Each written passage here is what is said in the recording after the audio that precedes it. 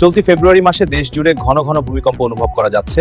গত 27 দিনে মোট 8 বার কেঁপে উঠেছে বাংলাদেশ। শেষবার শুক্রবার জুম্মার নামাজের পর ভূকম্পন অনুভব করা হয় বিশেষজ্ঞদের মতে ভূতাত্ত্বিকভাবে দেশের ভিতরে এবং আশেপাশে ছোট বা মাঝারি মাত্রার এই ধরনের কম্পন বড় কোনো ভূমিকম্পের পূর্ব লক্ষণ হতে পারে। ফেব্রুয়ারি মাসের প্রথম দিনেই ঢাকায় 3 মাত্রার মৃদু ভূমিকম্প হয়।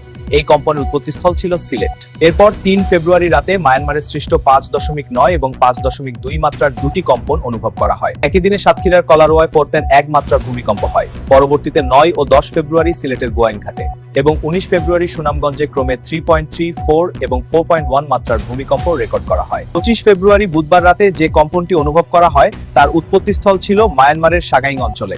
রিক্টার স্কেলের মাত্রা ছিল 5.1 এবং শেষবার আজ শুক্রবার জুমার নামাজের পর 5 মাত্রার কম্পন অনুভূত হয়।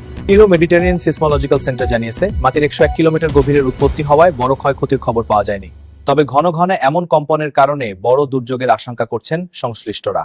এর আগে গত 20 নভেম্বর 5.7 মাত্রার ভূমিকম্পে সারা দেশে ব্যাপক ক্ষয়ক্ষতি ও প্রাণহানির ঘটনা ঘটেছিল।